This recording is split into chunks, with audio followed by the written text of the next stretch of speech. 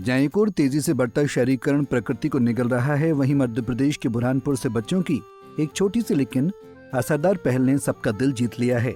बादरपुर के शासकीय जनजातीय बालक आश्रम के विद्यार्थियों ने चिड़ियों के संरक्षण के लिए जो मुहिम शुरू की है, वो पूरे देश के लिए प्रेरणा बन सकती है। बच्चों ने अपने शिक्षकों और आश्रम अधीक्षिका के मार्गदर्शन में केले की जड़ों की रेशों से सुंदर और टिकाऊ घोंसले तैयार किए हैं। ये घोंसले न सिर्फ पर्यावरण अनुकूल हैं, बल्कि चिड़ियों को गर्मी से राहत और एक सुरक्षित ठिकाना भी प्रदान कर रहे हैं। बैलून के आकार का उपयोग कर तैयार किए गए इन घोंसलों को पेड़ों, घरों की मुंडेरों और सार्वजनिक स्थलों पर लगाया गया है। सिर्फ घोंसले ही नहीं, बच्चों ने पानी के पात्र भी रखे हैं ताकि पक्षियों को गर्मी में प्यास से राहत मिल सके। अब इन घोंसलों में चिड़िया अंडे दे रही हैं, चूजे निकल चुके हैं और उनका चहचहाना पूरे परिसर को संगीत में बना रहा है। जैसे लाए सर ने, हमने कंघी से उसको चिनाया, फिर उसका वेस्ट निकला, उससे हमने उसको फिर जमाया, फिर उसके ऊपर बलून लगाया और उसके ऊपर चोटी बनाई।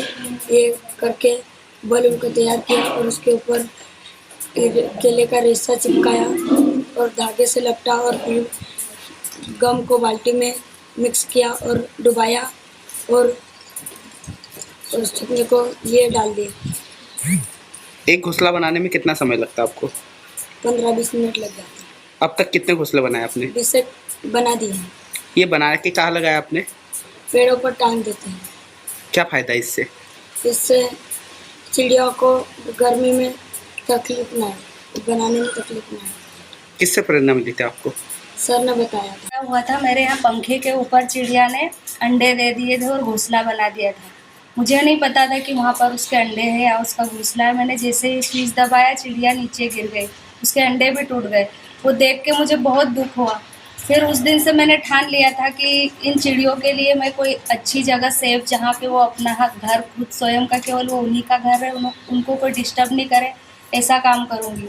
और फिर मैंने ये देखा कि केले का रेशा अपने ज़िले में बहुत ईजीली अवेलेबल है। केले का रेशा खरीद के लाई, बच्चों को बैठ के सिखाया और बच्चों की भागीदारी से घोंसले तैयार करके हम पेड़ों पे लटका रहे हैं, जिसमें चिड़िया आके बस भी रही है और उनके बच्चे भी सेफ है। कितने घोंसले बनाए अब तक? 20-25 घोंसले बन चुके हैं सर। क्या कोई लक्ष्य रखा है घोंसले बनाने का? जी सर, जब तक हमारे पास जितना समय रहेगा हम घोंसले बनाएंगे और ये गर्मी में और लोगों को भी बांटेंगे ताकि वो भी अपने घरों पर व्यवस्था कर सके पक्षियों की। एक घोंसला बनाने में बच्चों को कितनी मेहनत लगती है? 15 से 20 मिनट में एक घोंसला तैयार हो जाता है, एक ग्रुप बना के मिल के अगर बनाता है तो। यदि इस दौरान यदि कोई सामाजिक संस्था आपसे घोंसला बनाने की अपील करता है या आपको काम देता है तो क्या करेंगे आप?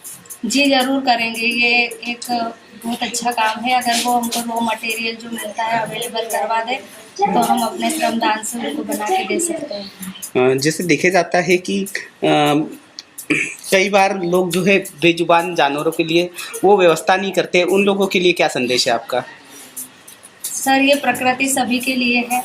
सभी के लिए प्रकृति ने एक व्यवस्था बना के रखी है। लोगों ने जंगलों की अंधाधुंध कटाई करके आज पक्षियों की ऐसी नौबत लाई है कि वो अपने घरों में ही शरण लेने के लिए आ रहे हैं, वहाँ भी लोग उनको जगह नहीं दे रहे हैं। लेकिन ये बहुत ही नैतिक काम है और हम भी, हमारे बच्चों में भी ये नैतिक गुणों का विकास करने के विषय से ही मतलब इनको ये सब चीज़ें सिखा रहे हैं, ताकि आगे भविष्य में जब ये बच्चे बड़े हो तो पक्षियों के प्रति इनमें अवेयरनेस रहे और उनके लिए ये व्यवस्थाएं बना के रखें।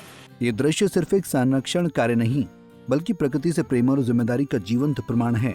नन्हे बच्चों के हाथों से उपजा ये प्रयास बता रहा है कि बदलाव बड़े बड़े भाषणों से नहीं, छोटे छोटे नेक इरादों से आता है। इस कहानी की सबसे खूबसूरत बात यह है कि जीवन की असली सुंदरता नन्ही चहचहाटों में छिपी होती है। बुरहानपुर से राजवीर सिंह की रिपोर्ट। हमसे जुड़े रहने के लिए हमारे YouTube चैनल को सब्सक्राइब करें और नई वीडियो की नोटिफिकेशन के लिए बेल आइकॉन को दबाएं। अगर आप ये वीडियो Facebook पर देख रहे हैं तो लाइक जरूर करें और ज्यादा से ज्यादा शेयर करें। धन्यवाद।